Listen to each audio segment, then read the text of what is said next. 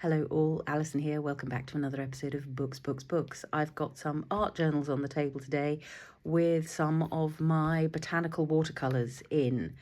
And these are a real journey. So I had meant to share them in October and things just got in the way because these are the fruits of 2 years worth, two and a bit years worth of Inktober. If you don't know about Inktober, it's a thing that happens every October online, mainly on Instagram, encouraging people to really spend each day in October doing a bit of work with ink, drawing for the most part. They offer up prompts. I departed from the prompts because I wanted to explore nature and botanicals, and the challenge I set myself was to do some work each day with ink and watercolour was really what I wanted to do. At the time, I was in the very early stages of still just exploring with watercolour, and really drawing was not on my radar at all. If you'd said to me, can you draw X? I'd have just said, no, I don't do drawing. That's why I like stamps. But the benefit of a daily art practice is that things change, things grow. And so one of the reasons for revisiting these now is part of a challenge, a gift to myself for next year of really diving back into this kind of work. The other reason these are really important to me is that in these albums you will see the genesis of some of my botanical stamps for Paper Artsy, and these are really the sort of starting points. But as well as this bookful, this is 2021, Inktober 2021 is in here, Inktober 2020 is in here, some sort of false starts on Inktober 2022 and maybe 2023 as well are in here when I didn't quite make it through the whole month. But when I open this book, you're going to see some of the very early ones, which are quite, looking back at them now, I mean, there are good things about them. And of course, every single one is learning. I did mostly date these. I even, apparently did some preparation for Inktober 2020. So that's the 30th of September 2020, just sort of going, okay, what I'm going to be doing is this. And I think it was that sort of decided me, well, I'll do some drawing. Of course, I'll try some drawing. This is doodling. But really what I'm going to try are watercolours. And so on the first day, I set out with some umbels. Anybody who's seen my stamp releases over the last year will know how much umbelliferous plants really capture my attention. Cow parsleys, carrots, Queen Anne's lace, Dorcas carota, all of these. And there's an energy about this that I really enjoy. The pen work, of course, is here. There's a looseness and a smokiness to those autumn watercolour colours. You can see I had to go back through the book. There weren't enough pages to do all 31 days. And yes, I quite liked that. I'm going to skip and come back to the next page because it says it's the 8th of the 10th, whereas this is the 2nd of the 10th. So yes, you can see still very much that sort of smoky watercolour background. That's giving me great joy. But a definite leap forward in terms of precision on some of this pen work on these leaves.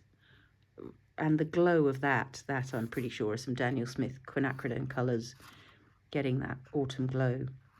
So that was the 2nd of the 10th. On the 3rd, another little play with smoky watercolours.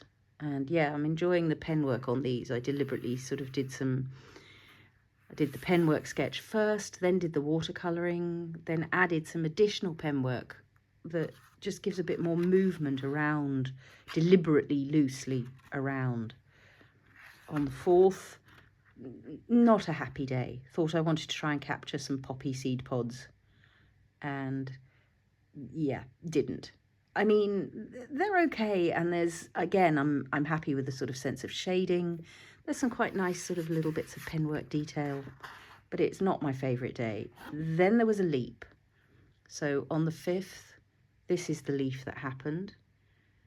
And there's something about the simplicity. And I stopped being quite so, oh, I can do this loose and I can do this free. And I actually stopped and paid attention and really looked at the photograph that I was working from and started to focus and refine. And that was because that was what I wanted to do at that point. It wasn't a sort of bullying thing. It was a, right, okay, can I do this? And yeah, the colours on that just make me really happy. This was drawing from life. So where I was at the time, still in the UK, there was a beautiful hawthorn bush outside the front door. And I got a sprig of hawthorn and laid it down and really painted, drew from life. I have a feeling on this one, I actually started with the watercolour and then added the pen work. Can't remember which way round. I may have done a tiny loose pencil sketch first. The photos that really amuse me, you'd have to go back and find it in my Instagram, are where I've got the sprig lying next to it, and yeah, I'm really happy with how I caught that. And the shadows started to be a thing at that point. On the 7th, that was from a photo, I think, and again the colours quite please me, and also this sort of experimenting with things in the foreground and things in the background, but it didn't please me nearly as much as what had been going on. But I thought I'm going to keep going with the loose, and that's when I went back and did this one on the 8th. Quite why there was an empty page there, I don't know, but clearly there was. That was very much says it's the 8th. And I was aiming for this sort of looseness again, but didn't quite find it. That one I find to be overworked and kind of too much. But again, the pen work on the umbellifers is okay. It's all practice. And I do like the trees on the tree line there, sort of softness about those. And something about layers and depth, but no, not a happy one. On the 9th, here was another leap. So again, this was drawing from life. We had sycamore nearby, and I picked up some seeds. And again, on the photos where they've got them side by side, sometimes looking at them, I could hardly tell which were which. So that was a definite leap. And the dimension on those, the light catching in the tails, and again sort of just the shadows, allowing them to pop off the page. Really looking was the lesson from in there. On the 10th, yeah, berries from a photo, but again starting to get real precision in how these stems are shooting outwards or going crosswards, really starting to look. And even though my head knows they're all the same length, when you're looking at them, the foreshortening of something that's coming towards you. So the lessons constantly being learned. Onwards to some grasses. Anybody who's seen the June stamp release will recognise the genesis of one of the grassy ones on there. That's, yeah, based on some real grasses that I pressed and sort of painted around. And again, the pen work in there starting to have a more refined quality, I would say, a lightness of touch, which makes me happy. Oh, some florals. I think, yeah, coneflowers, echinacea, which I was growing in the garden for the first time a couple of years ago.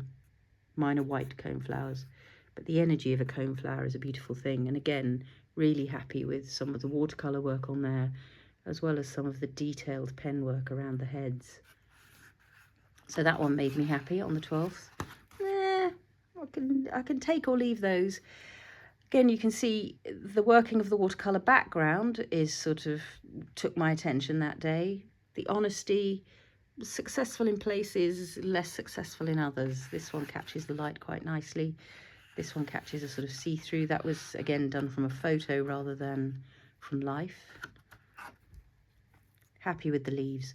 See, and then I start to wonder whether it's just that leaves make me happy. Or whether it's just that a leaf is such a simple thing to draw, and then I can spend time doing the watercolouring, which is what I really like. But again, just experimenting with that flipped over leaf at the bottom, getting the truth of that, and again, some of that line work just loosely added around the edges to give movement. Some slightly more successful honesty. although I then overworked the background. This was better sort of 2 stages before I finished. And that's one of the lessons I'm still working on with watercolour. When to stop before you massively overwork things. But again, just in terms of positioning things, in terms of getting my eye in for drawing stuff. So this one makes me happy. This has an energy and a life to it. These berries have dimension and light and colour, and again the precision of capturing all those twining stems with the drawing first, then adding the dimension and the colour with the watercolour, and then some lines and so on again afterwards. How about some rose hips?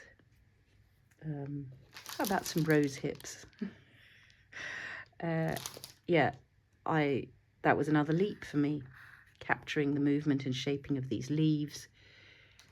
A leap again in terms of the detail in these. These are not huge paintings. This book is 8 inches by 5 3/4, otherwise known as, oops, dropped the ruler, let's get the next one, otherwise known as 14 by 21.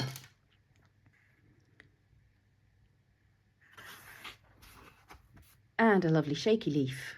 Really quite enjoy that one. Scraggy leaves give me great joy. That's one reason I love the Tim Holtz dies so much, the tattered leaves and the leaf fragments. I enjoyed getting all the detail of that, again, from, I can't remember if that was from life or from a photo, probably from a photo given there's no shadow around it. Happy with that one. Happy with this one, again, the details, and this is where my berry obsessions start to really come in. There's something really good about practicing to get form, and lots of people will practice that dimensional form just with circles, but I like doing it with berries. So we're up to the 19th of October now. Some Chinese lanterns. I don't hate that. That is the shape they were. I know some Chinese lanterns are a bit rounder than that, but there's an attempt to get the depth in there, and there's a little thing that I started to do as well, just reworking a couple of those seams with white pen to get highlights back. So pen and drawing. Very happy with the dimension of these lying on the ground. That I think was from life. And yeah, working with the shadow, working with that sense of this leaf being over the top. The detail again of just getting the shaping right. Definitely a journey. Love the blueberries. Love the colours of the blueberries. I've been growing blueberries since then, and one of my great joys is this moment when they're partly ripe and partly not, and you get many different colours of blueberry on a cluster. But yeah, another leap in terms of paying attention to the detail of shading, paying attention to getting the shaping of the blueberries. Surprisingly hard to draw a curve. And one of the things one needs to practice. This was definitely from life. This was some more of the hawthorn leaves a little bit further on in the month, changing colour. And yeah, quite like the energy of that, quite like, I believe that those shadows are working, because again, they were done very much from life. Here's one I love. Shading on those acorns, really, really pleased with what I managed to capture in terms of the acorn cups, the twist of this stem, the leaves layered over one another. So this is now 24 days, and we've come from this to this. So it's 3 weeks. 3 weeks of daily work of discovering it.